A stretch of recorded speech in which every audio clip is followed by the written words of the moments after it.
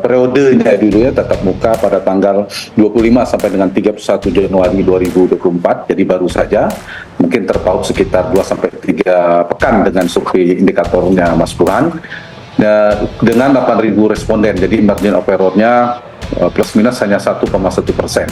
Nah, temuannya yang paling utama memang elektabilitas di pasangan nomor 1 itu 14,9%, pasangan Anies Mohaimin, kemudian paslon 02 60,1%, paslon 3 17,2%. Nah, kalau kita lihat lebih dalam ke trennya, kami melakukan survei terakhir ya, misalnya 5 kali terakhir survei di Jawa Timur itu 3 di awal sekitar bulan Mei, kemudian November 2022, Juni 2023 itu masih Ganjar Pranowo yang unggul. Tapi mulai praksis sejak September bahkan Juni 2023 itu mulai mendekati cross antara Prabowo dan Ganjar sebelum berpasangan. Baik. Nah, tetapi setelah September itu Alphard menjadi Januari itu trennya naik. Kenaikannya itu dibandingkan September ke Januari dari 40,6% dan 60% kenaikannya 20%. Di saat yang sama ada penurunan yang relatif sama juga 20% pada pasangan Ganjar Mahfud. Sementara paslon 1 itu stagnan. Jadi kesimpulannya dari tren 02 mengalami kenaikan yang cukup tajam, bukan cukup tajam, sangat tajam. 03 turun tajam. Baik. Dan 01 stagnan. Dan kalau dibandingkan misalnya tren kan cukup jauh ya dibandingkan September. Kalau mau agak dekat dengan surveinya indikator politik, itu memang ada konsistensi penurunan pada 03. Misalnya kalau dilihat di indikator kan masih 19,9%. Di survei kami 3 minggu kemudian tinggal 17% dan ada penurunan dan ada kenaikan. Kalau di indikator ada 56,2%, kemudian Pak Prabowo dan Gibran itu 60%, ada kenaikan 3-4%.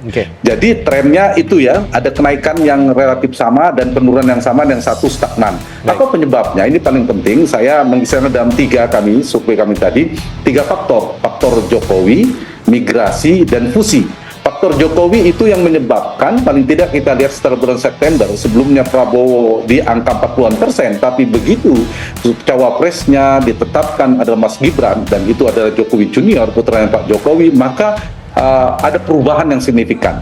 Faktornya menyebabkan faktor kedua, migrasi. Apa yang migrasi? Pemilih Mas Ganjar itu eksodus, migrasi besar-besaran ke Prabowo Gibran. Pemilih NU juga sekarang 80% yang terasosiasi NU di Jawa Timur itu 60%-nya ke Prabowo Gibran. Pemilih Pak Jokowi yang approval ratingnya positif lebih 80% itu bergeser semakin banyak ke Prabowo, sebelumnya ke Mas Ganjar. Jadi ada pergeseran, migrasi faktornya.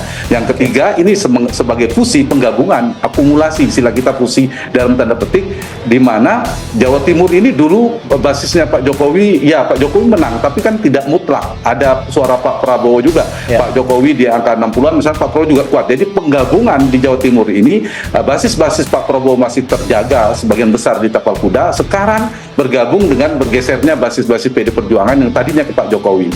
Ke Pak Jokowi sekarang ke Prabowo Gibran. Nah, itu juga yang menjelaskan di survei kami sedikit lagi, di subkultur regional 5 itu Arek, kemudian Mataraman, Madura tipis dengan Anies, tapi di luar itu Arek, Mataraman, Tapal Kuda, dan Pantura itu sudah dimenangkan oleh Prabowo Gibran, yang sebelumnya masih bersaing ketat. Di Mataraman masih menang Ganjar, sekarang sudah wilayah Prabowo. Di 11 dapil DPR semuanya dimenangkan oleh pasangan nomor 2, kecuali masih kompetitif di dapil Madura terakhir. Di 38 kabupaten kota juga kami melakukan cross tabulasi, cross step. Itu 4 kabupaten di Mataraman, terutama Blitar, Madiun, Kediri, itu masih Mas Ganjar unggul. Kemudian Anies berpotensi di Probolinggo dan Sampang, Madura. Di luar itu 32 kabupaten kota dari keseluruhan 38, kemungkinan besar berdasarkan data per hari ini itu unggul Prabowo Gibran. Jadi Jatim sekarang menjadi basis Prabowo Gibran per hari ini.